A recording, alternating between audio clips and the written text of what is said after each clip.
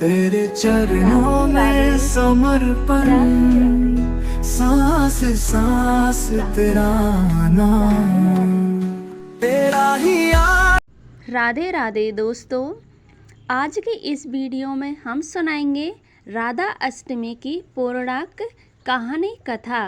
तो इस वीडियो में आप एंड तक बने रहिए। मेरी यही प्रार्थना है कि आप इस कथा को अधूरी छोड़ के ना जाइए। मेरी माता और मेरी बहन भाई बंधुओं कहते हैं कि हम व्रत भी ना कर पाएँ और इस कथा को हम मात्र सुनने से ही हमारे आधे पाप नष्ट हो जाते हैं। तो इस कथा में आप एंड तक बने रहिए और इसको पूरा सुनिएगा। आइए तो वीडियो को शुरू करते हैं।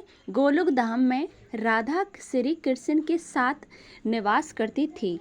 एक बार जब राधा गोलोक में नहीं थी, जब श्री कृष्ण ने अपनी सखी विरजा के साथ विहार कर रहे थे, तब राधा जी को इस बात का पता चला तो वे क्रोधित हो गई और तुरंत श्री कृष्ण के पास पहुंचकर उन्हें उलाहना देने लगी।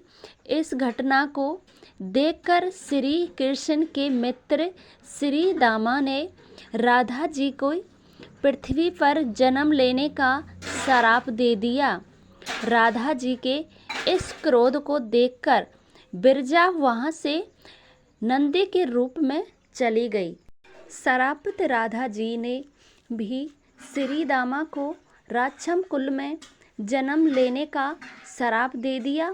इस श्राप के परिणाम स्वरूप श्री दामा शंखचूंड राक्षस के रूप में जन्मे, जो भगवान विष्णु का अनन्य भक्त बना। वहीं देवी राधा वृक्ष भानु जी की पुत्री के रूप में पृथ्वी पर अवतरित हुई, लेकिन वे देवी कीर्ति के गर्भ से नहीं जन्मी।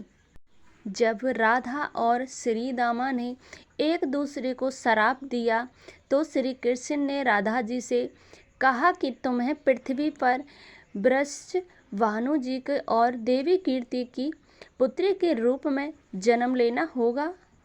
वहाँ तुम्हारा विवाह रायण नामक वेश्या से होगा, जो वास्तव में मेरा अंश अवतार होगा। पृथ्वी पर भी तुम मेरी प्रिय बनकर रहोगी, लेकिन उस रूप में हमें विरोध का दर्द सहना पड़ेगा।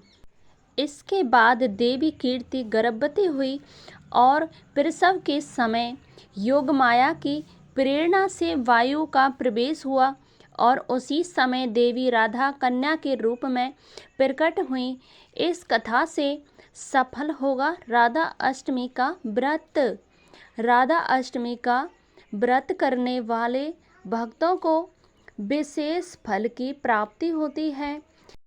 इस पवित्र दिन पर देवी राधा की पूजा और व्रत के साय राधा अष्टमी प्रचलित कथा का वर्णन करने से व्यक्ति के धन धान्य सुख और संतान सुख की प्राप्ति होती है।